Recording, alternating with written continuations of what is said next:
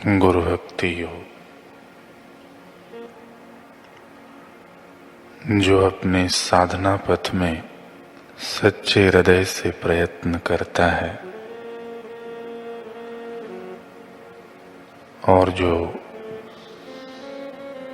ईश्वर साक्षात्कार के लिए तड़पता है, ऐसे योग्य शिष्य पर ही गुरु की कृपा उतरती है।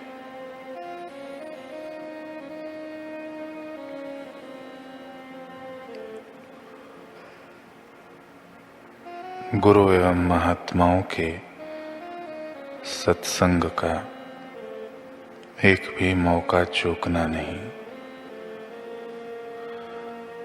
जो लोग नियमित सत्संग करते हैं, उनमें ईश्वर और शास्त्रों में श्रद्धा, गुरु एवं ईश्वर के प्रति प्रेम और भक्ति का धीरे धीरे विकास होता है।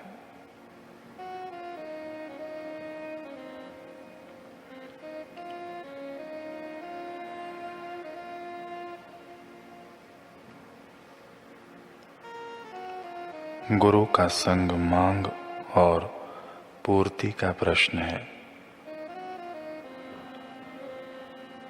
अगर सच्चे हृदय से मांग हो तो पूर्ति तुरंत हो जाएगी।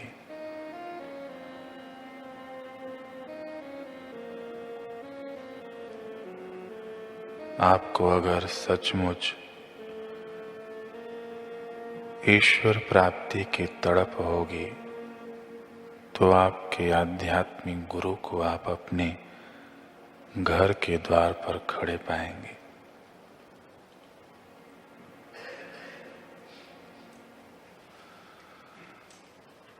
इस दुनिया में उत्तम वस्तुएं अत्यंत अल्प मात्रा में होती हैं,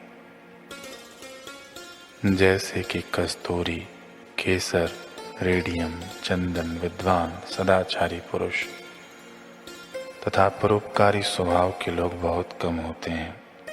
अगर ऐसा ही है तो संतों, भक्तों, योगियों, पैगंबरों, दृष्टाओं तथा आत्म साक्षात्कारी गुरु के विषय में तो कहना ही क्या।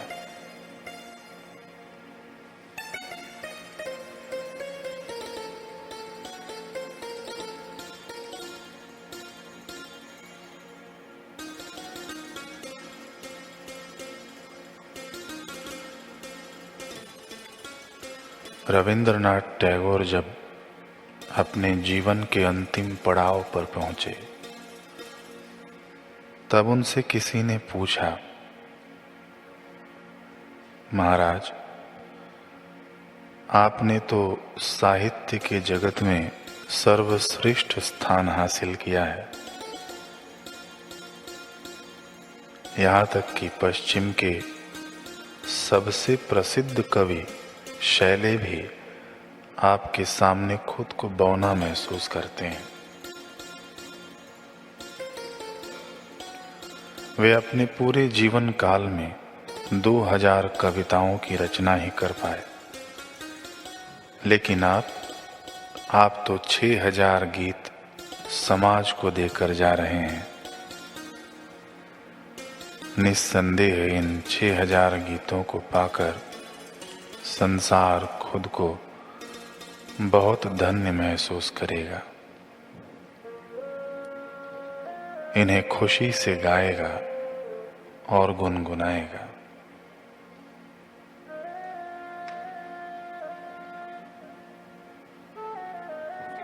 टैगोर जी भीगी आंखों से उस व्यक्ति को देखते हुए बोले,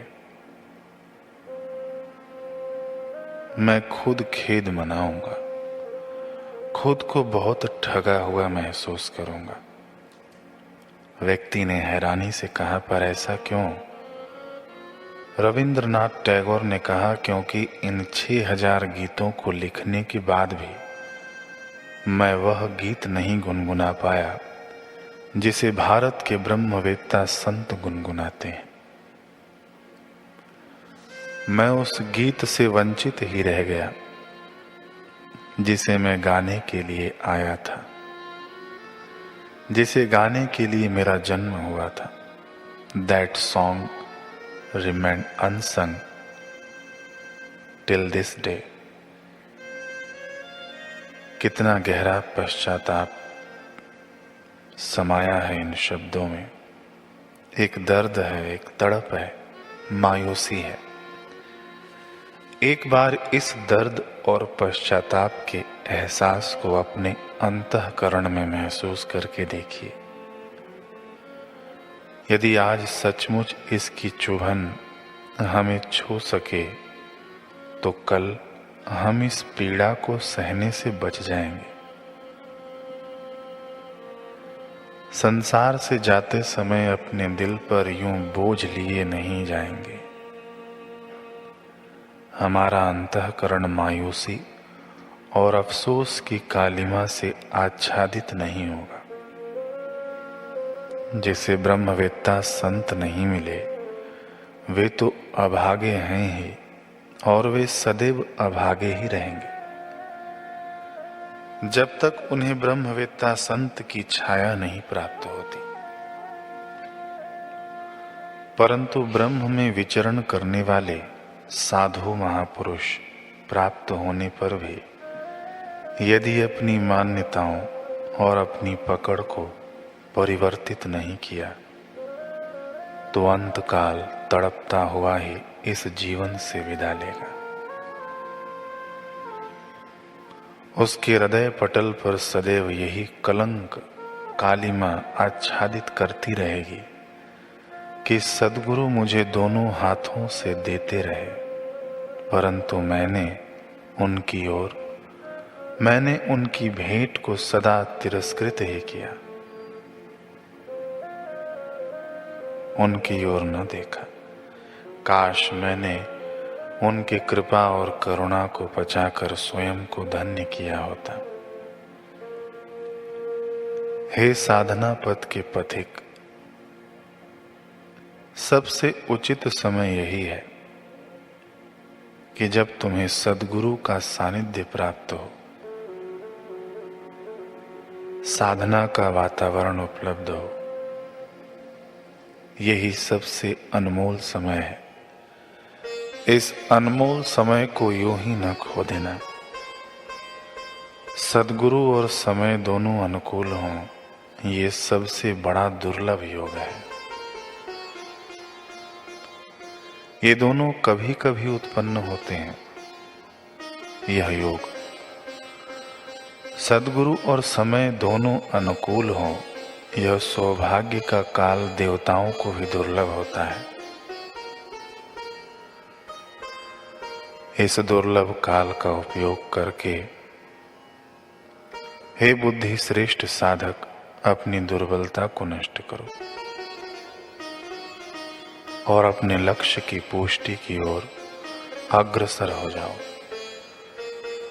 समय तो सदा ही चलता रहेगा, परंतु महत्व की बात यह है कि सद्गुरु के प्राप्त होने के बाद भी क्या हम चल रहे हैं या नहीं।